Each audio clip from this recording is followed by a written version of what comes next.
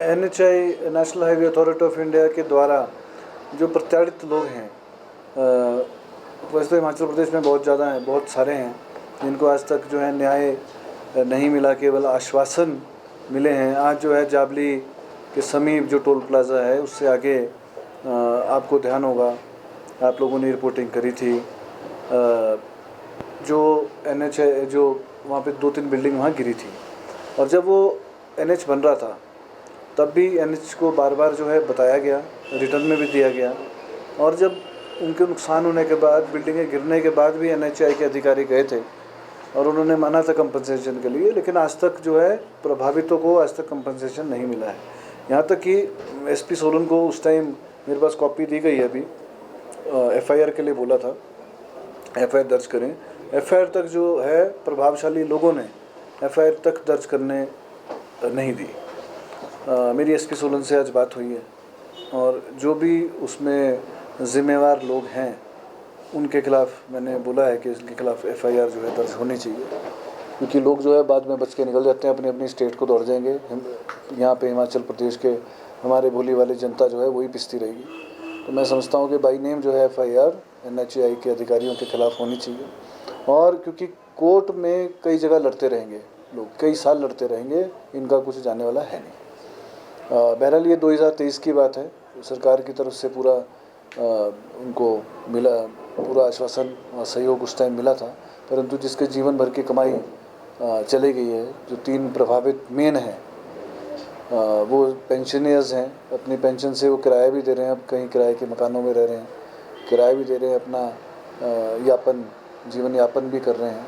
और मुझे ये भी बताया गया है कि जो धर्मपुर में एक जो बिल्डिंग गिरी थी, एक और गिरी थी पेट्रोल पंप के साथ, वहाँ कोई लेडी थी वहाँ पे, और उन्होंने तो आत्महत्या ही कर ली थी। तो आप देख सकते हैं कि कितनी जो है नाइंसाफ़ी NHAI के द्वारा जो है लोगों को की गई है। और इस मामला में 2 चीज़ें हैं, एक तो नेचुरल डिज़ास्टर,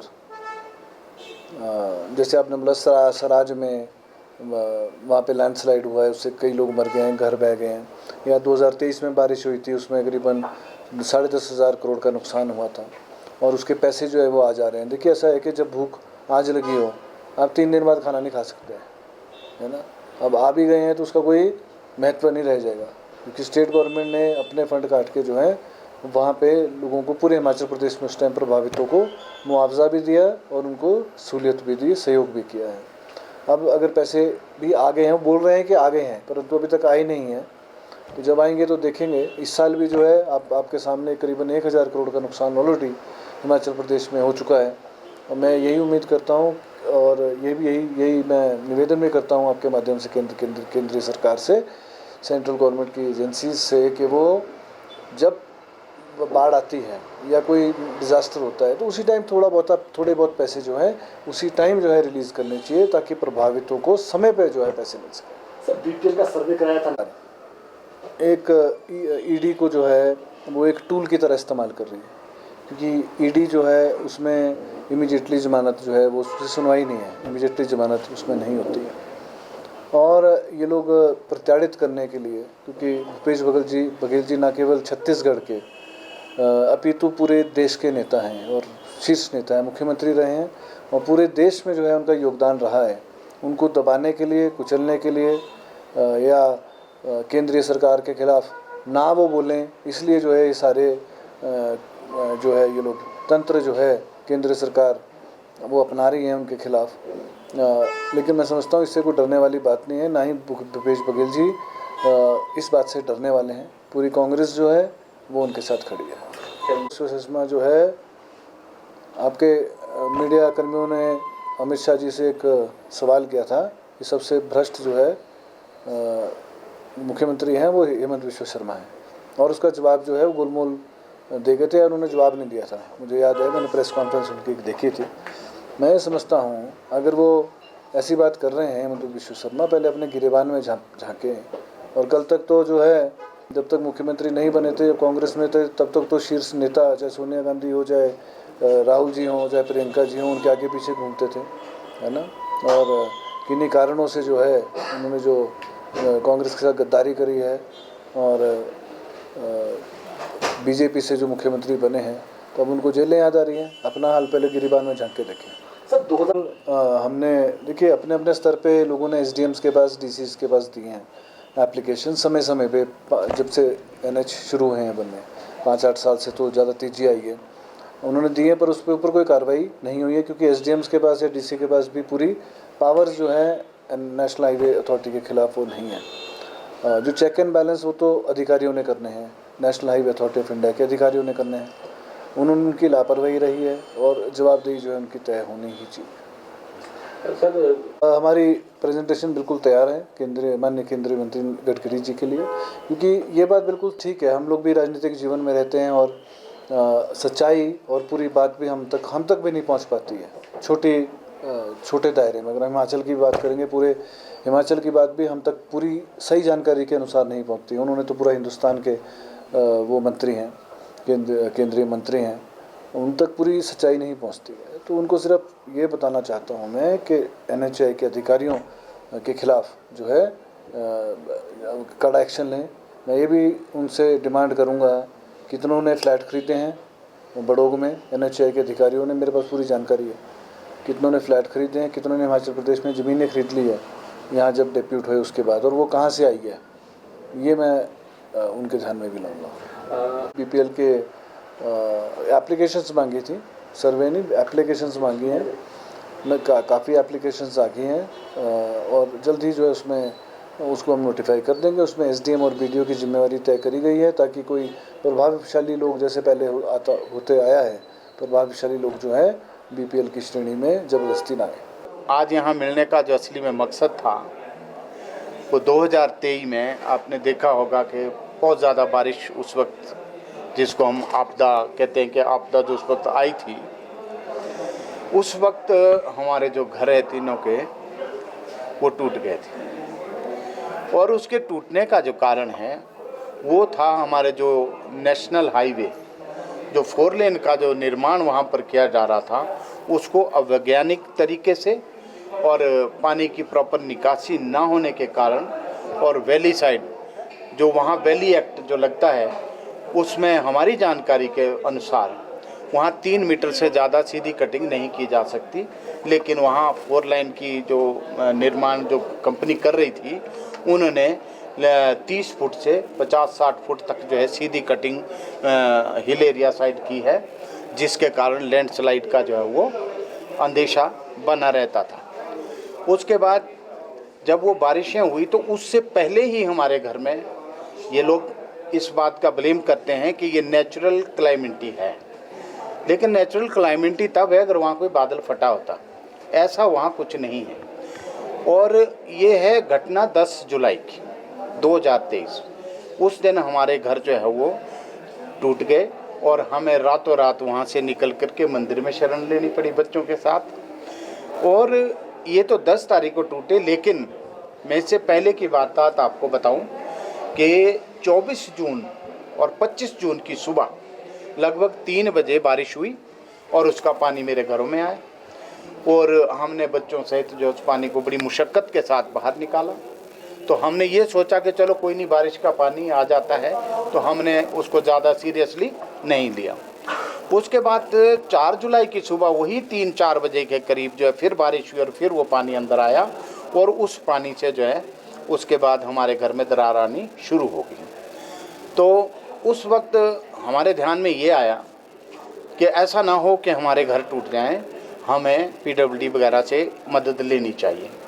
तो मैंने 4 जुलाई को एक हमारे जो लोक निर्माण मंत्री हैं आदरणीय विक्रमादित्य सिंह जी, उन्होंने एक हेल्पलाइन जो नंबर है वो जारी किया है। आप लोगों को शायद ज़्यादा ज्ञान होगा इसके बारे में। मैंने उसके ऊपर एक व्हाट्सएप के माध्यम से कंप्लेंट करी और उनसे ये रिक्वेस्ट की कि ये जो नेशनल हाईवे का पानी है हमारे घरों में आ रहा है और मुझे लगता है कि इस पानी से हमारे घर टूट ना जाए। आधे घंटे के बाद मुझे जब मैसेज आता है कि आपकी जो कंप्लेंट है वो हमने नेशनल हाईवे को कन्वे कर दी है, उसका मैंने प्रिंट भी ले रखा है। और उन्होंने एक नंबर दिया कि आप इसके ऊपर बात करें। मैंने उस नंबर को जब डायल किया और उस डायल पे जब ट्रू कॉलर ने देखा तो उसमें उसका नाम आंचल जिंदल आया। और हमने उनको, जब उन्होंने मुझे पूछा कि हाँ जी आप कौन बोले, मैंने अपना नाम, अपना परिचय दिया और उनको ये कहा कि नेशनल हाईवे का जो पानी है वो हमारे घरों में घुस रहा है और हमें अंदेशा है कि कहीं ऐसा ना हो कि हमारे जो ये बने बनाए घर है, जो आशियाना है, वो टूट जाए। आप इस पानी को डाइवर्ट करने की कृपा करें। तो उन्होंने कहा कि ये पानी तो, इसका हम कुछ नहीं कर सकते, हम क्या कर सकते हैं। मैंने बोला करना तो आप ही को है, हम तो कुछ नहीं कर सकते। तो उसके ऊपर उन्होंने एक जवाब मुझे दिया कि हमारे तो रोड भी टूट रहे हैं। मैंने इस पर उनसे कहा कि आपके जो रोड टूट रहे हैं वो फिर बन जाएंगे और बन रहे हैं आपके सामने, लेकिन अगर हमारे घर टूट गए हम कहाँ जाएंगे। तो उसके ऊपर उसने ये कहा कि ठीक है मैं किसी को भेजता हूँ। बड़े खेद का विषय है कि आज 2 साल बीत जाने के बाद आज तक भी आंचल जिंदल तो छोड़िए, नेशनल हाईवे का कोई भी अधिकारी, कोई भी कर्मचारी हम लोगों के हाल पूछने के लिए नहीं आया। तो 6 दिन पहले की हुई कंप्लेंट, अगर वो 6 दिन में अगर इस बात का संज्ञान ले लेते तो मैं ये समझता हूँ कि हो सकता है कि हमारे मकान जो टूटने से बच जाते। 10 तारीख को जब घरों में और ज़्यादा दरारें आने लगी और मेरे परिवार के सदस्यों को घबराहट हुई, क्योंकि मैं खुद भी घर में नहीं था, छोटे छोटे बच्चे थे, बेटी थी और मेरी वाइफ थी, मर्द नाम का कोई आदमी घर पे नहीं था। तो उस वक्त जब उसमें कड़ाके हुए मकान में, तो उन्होंने वहाँ से बच्चों को लेकर के पड़ोसी के घर चले गए कि चलो यहाँ सुरक्षित हैं। लेकिन देखते ही देखते दोपहर को उनकी सीढ़ी भी गिर गई। फिर उन्होंने सोचा कि ऐसा ना हो कि हम अंदर ही फंस जाएं। वो फिर घर आ गए और फिर उन्होंने देखा कि ये जो आवाज़ें हैं वो बढ़ गई। तो फिर उन्होंने अपने बच्चों को लेकर के, साथ में एक मंदिर है उसमें शरण ली। मुझे दूसरे दिन सुबह फ़ोन आया, क्योंकि दूसरे दिन मंडे था और उस दिन मेरे फादर का ऑपरेशन था MMU के अंदर। तो जब मुझे फ़ोन आया कि ऐसे ऐसे जो है मकान जो है वो खतरे में है, आप आ जाओ। लेकिन 5 घंटे के बाद मैं पहुंचा। तो जब मैंने वहाँ के हालात देखे, बर्दाश्त नहीं हुआ। तो हमने 11 तारीख को जो है बच्चों सहित मंदिर में चले गए। उसके बाद बहुत लोग वहाँ पर आए, प्रशासन से भी आए, सब आए। किसी ने हमें ये नहीं कहा कि सरकार ने ये शेल्टर बना रखा है, आप वहाँ जाओ। कोई नहीं आया। हमने अपने बलबूते पर किराए के कमरे ढूंढे और किराए के कमरे आज 2 साल से अपना आशियाना होते हुए हम किराए के कमरे।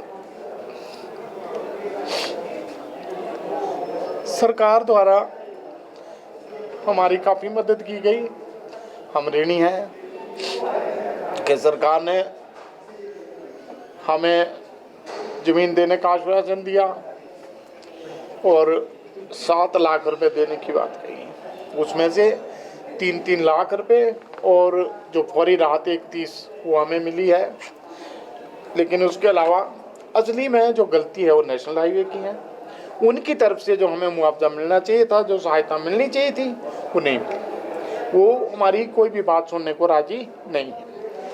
उसके बाद हमने, अब हम कहाँ जाएं, रिटायरी आदमी हम तीनों हैं, रिटायर हो गए। सारे जीवन की कमाई पूंजी हमने उन घरों को बनाने में लगाई। करोड़ों रुपए का नुकसान हमारा हुआ, ज़मीनें हमारी बर्बाद हुई, लेकिन इनको इस चीज़ से कोई फर्क नहीं पड़ा। फिर हमने क्या किया, ये जो मेरे साथी हैं सेवकराम जी, इनका 2017 से नेशनल हाईवे के साथ जो है केस लगा हुआ है, लेकिन कोई सुनवाई नहीं। हमने तो ने सोचा कि हम कोर्ट में भी नहीं जा सकते, तो हमने प्री लिटिगेशन में डाला। प्री लिटिगेशन में हमने रजिस्ट्रार को चिट्ठी लिखी। उन्होंने जो है वो वहाँ से हमारी जो एप्लीकेशन है उसको डिस्ट्रिक्ट सेशन कोर्ट को ट्रांसफ़र किया और वहाँ से जो लीगल सेक्रेटरी जो हैं वो हमारे वहाँ पर आई 17 जून को, शायद मुझे एग्जैक्ट डेट याद नहीं है, लेकिन मुझे लगता है 17 जून ही थी 24 की। वो वहाँ पर आई।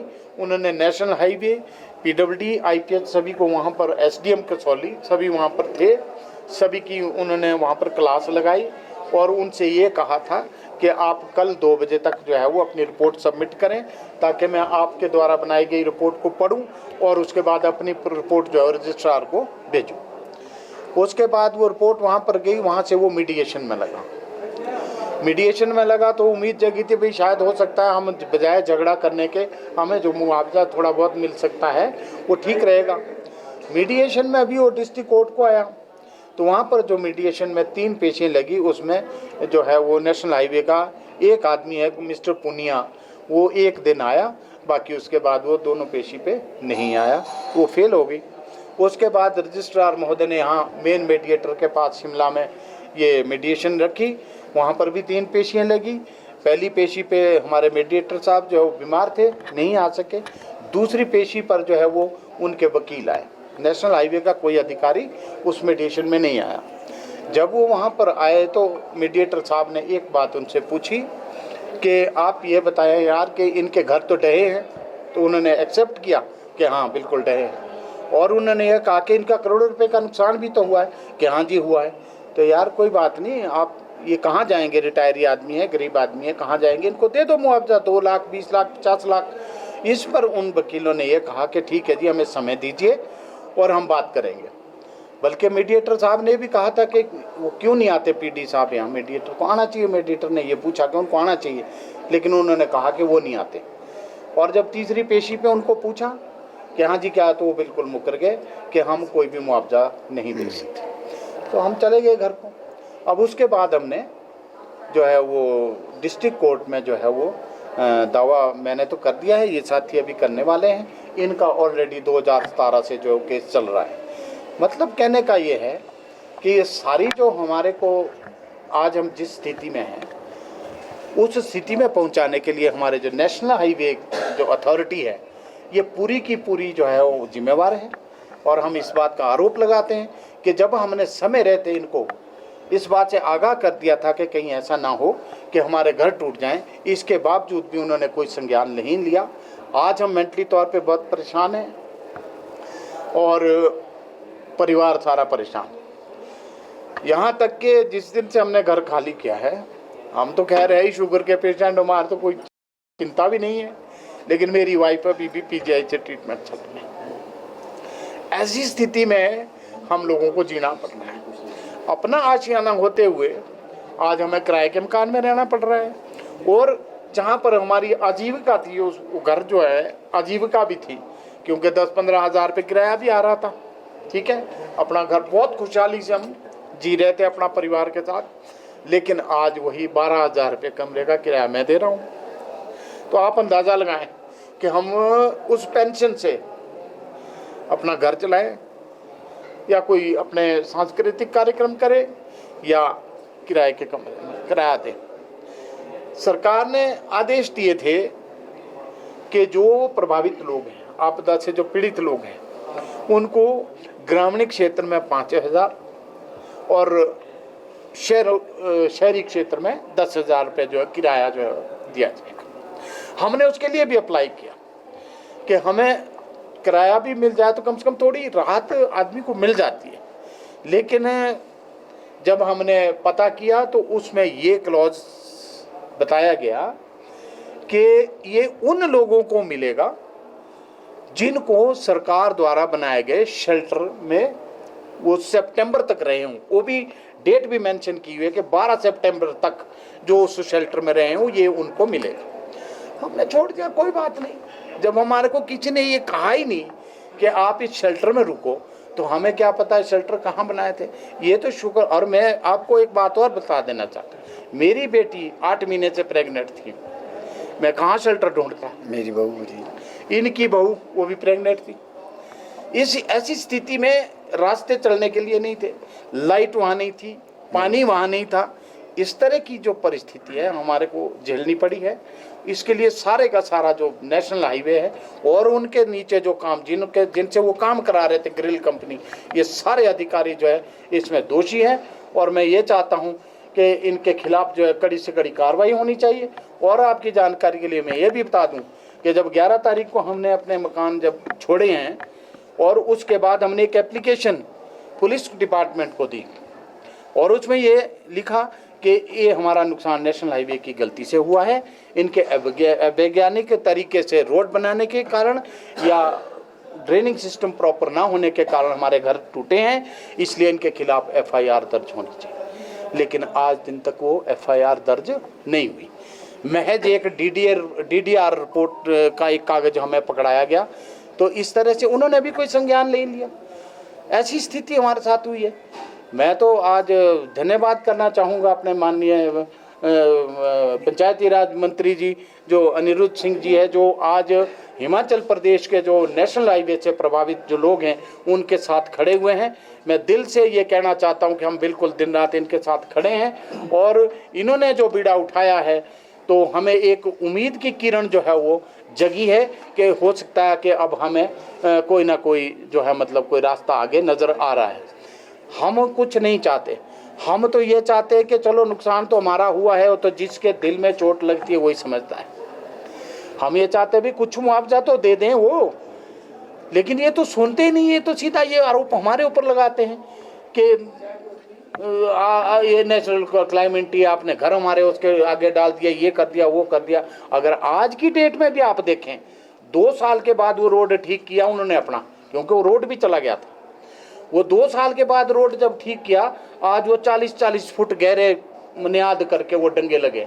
लेकिन जब वो 2014 के बाद जब रोड बनना शुरू हुआ उस वक्त जो है वो डंगे नहीं लगे। अगर वो उस टाइम ही डंगे गहरे लगा दिए होते तो शायद तब भी नुकसान होने से बचता।